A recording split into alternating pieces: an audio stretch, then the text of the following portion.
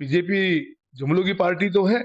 अब लोगों को दुखी तो करना है इन लोगों ने कि तुम आम आदमी पार्टी के भी राम है ना। बिल्कुल। लेकिन ये तो कहते राम हम लाए हैं। अच्छा। तो राम ये ले आए थे। तो अयोध्या ने करारा जवाब दिया इनको, वहाँ के लोगों की रोजी रोटी छीनी और साहूकारों को बैठा दिया वहां पे।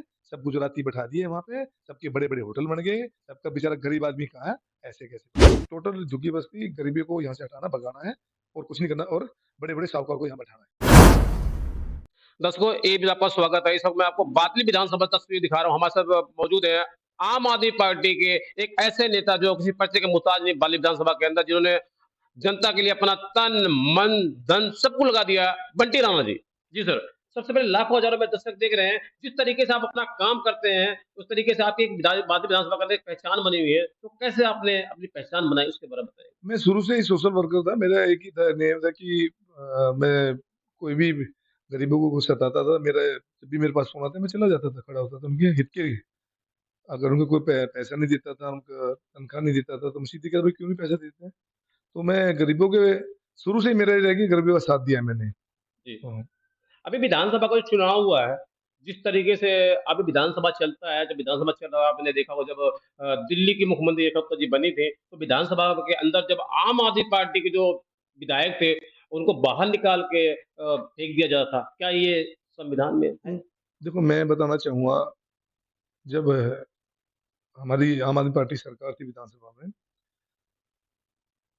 जैसे मेरा कार्यकाल अब 2.5 साल हो चुका है। जी। मेरे को 4 महीने, अभी मैं बताऊंगा 4 महीने जो उनकी सरकार रही है बीजेपी की, जी। और उससे पीछे कार्यकाल रहा, मेरे को काम की कोई चिंता नहीं थी। मेरे को मेरे विधायक के पास से मैं फंड भी ले लेता था, फंड भी मिल जाता था मेरे को। और जैसे कि अब जनता के बीच में जाता तो यहाँ पे बहुत सारी समस्या आ गई है। जी। अब भाई आप देखेंगे ये कच्ची कॉलोनी के अंदर एमसीडी का फंड नहीं लगता है।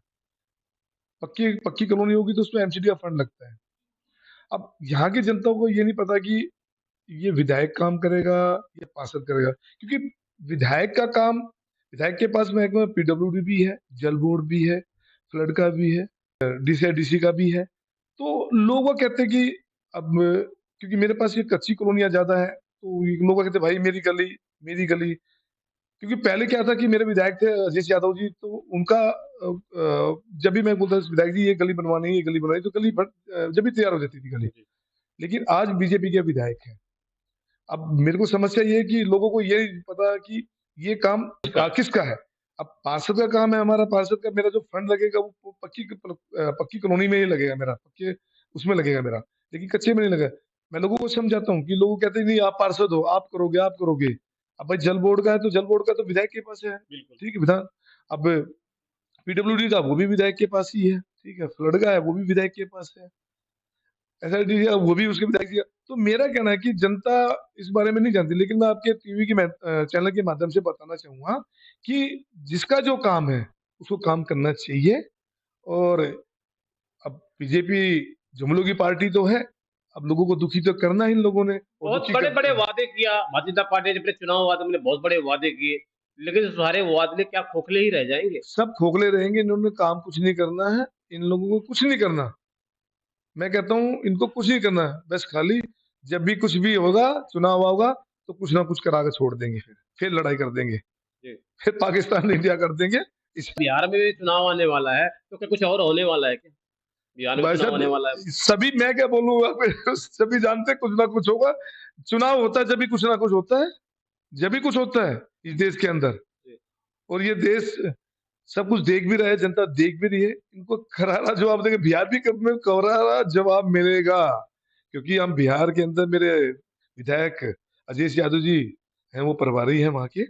और अब की बार उन्होंने ऐलान कर दिया है कि हम पूरी की पूरी सीटों पे लड़ेंगे वहाँ अच्छा, बिहार के अंदर। पे। यस। मेरा आपसे पहला और आखिरी सवाल, जिस तरीके से आम आदमी पार्टी ने मोहल्ला क्लिनिक बनाया था, बसों में यात्रा फ्री थी, 300 यूनिट बिजली फ्री थी, आम आदमी पार्टी के खिलाफ भारतीय जनता पार्टी थी, लेकिन अब उन्हीं मोहल्ला क्लिनिक को बंद कर दिया जा रहा है। अगर हम बात करें तो बसों का भी हाल बद से बदतर हुआ जा रहा है। अगर हम बात करते हैं, कुछ खास मुद्दों पे चर्चा करें, तो इन्होंने उस मोहल्ला क्लिनिक का नाम जो है आरोग्य मंदिर के नाम से रख दिया है। तो अब हर मंदिर गए हैं, देखिए आपने? देखा नहीं, हमने सुना जाके है। देखिए तो सही एक बार।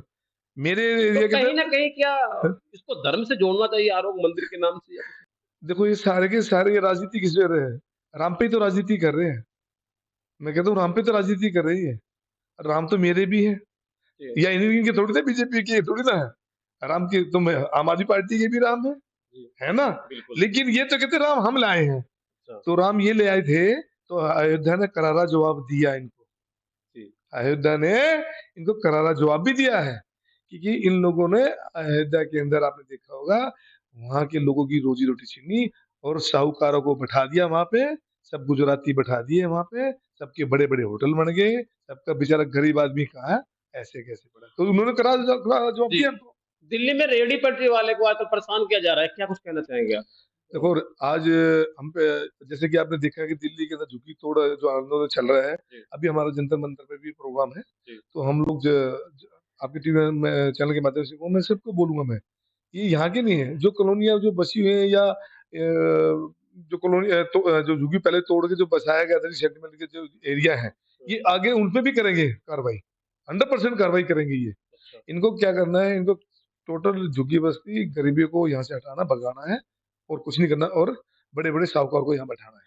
मेरा आपसे पहला और आखिरी सवाल, क्या दिल्ली में बिहार का चुनाव का कुछ ही क्षण और बचे हुए, कुछ समय बचे हुए बिहार में चुनाव होने वाला है। क्या आपको लगता है बिहार में आपको काफ़ी सीटों पर बहुमत हासिल होगी? देखो मैं एक बात बोलूँ, क्या आपने देखा होगा बिहार के क्या यहाँ दिल्ली में नहीं रहते क्या? रहते हैं। और जो दिल्ली में आए हुए हैं, उनके जो परिजन हैं या रिश्तेदार हैं, बिहार में वो भी रहते हैं, तो ये दिल्ली की बात वहाँ नहीं बताते होंगे कि केजरीवाल जो सरकार थी, उन्होंने हमारे को 300 यूनिट फ्री दे रखी थी, बसों में महिलाएँ फ्री में जाती थी, तीर्थ यात्रा थी, मोहल्ला क्लिनिक थे, बस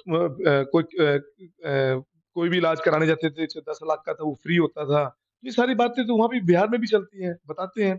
तो लोग वहाँ जानते हैं कि केजरीवाल जी है, वो आदमी, वो शख्स है, क्योंकि वो जो कहते हैं वो करके दिखाते हैं। उन्होंने जो वादे किए थे दिल्ली के अंदर वो पूरे किए और जैसे कि अब की बारी जनता ने अब क्या समझा, क्यों नहीं करे समझे, क्यों वोट नहीं करी, लेकिन वो 3 महीने के अंदर जनता समझ चुकी है। इन्होंने क्या है कि अब जनता इनके झूठे बहकावे में नहीं आएगी। आपके इनको क कई नेता कहते हैं कि इस चुनाव के अंदर गड़बड़ी हुई, वोट के अंदर हुई है। क्या ऐसा हुआ है? देखो मैं क्या बताऊँ? मैं कहूँगा गड़बड़ी हुई है। प्रशासन से लेके सब कुछ इनके साथ ही तो था सारा सब कुछ। सब कुछ इन्हीं के साथ तो था। अगर हम कहीं भी जाते ही अब देखा होगा यहाँ पे इतनी वोट है मेरे इस एरिया के अंदर कम से कम तो 10 से 12,000 वोटें कटी है मेरे एरिया के अंदर। जी। और वो भी किसी स्लम एरिया में ही कटी हुई है सारी की सारी। तो क्यों कट गई वो? क्यों कट गई है? तो धांधली तो हुई है। धांधली तो हम एसडीएम के पास भी पहुँचे, सर ये देखिए हमारा, लेकिन हाँ कर रहे हैं, लेकिन वो जो खानापूर्ति हुई क्योंकि सब लगाम तो ऊपर से चल रहा था सारा जी, जो जी। सिस्टम। तो दर्शकों इस वक्त मैं आपको सही तस्वीर दिखा रहा हूँ बादली विधानसभा से हमारे साथ मौजूद थे आम आदमी पार्टी के निगम पार्षद बंटी राणा जी ने, जिन्होंने भाजपा पार्टी पर जमकर निशाना साधा। इन्होंने कहा कि आने वाले बिहार के चुनाव में जो है बिहार की जनता भाजपा पार्टी को सबक सिखाएगी। आप देख रहे हैं एबीपी न्यूज, शाहिदुल खान के साथ। नमस्कार।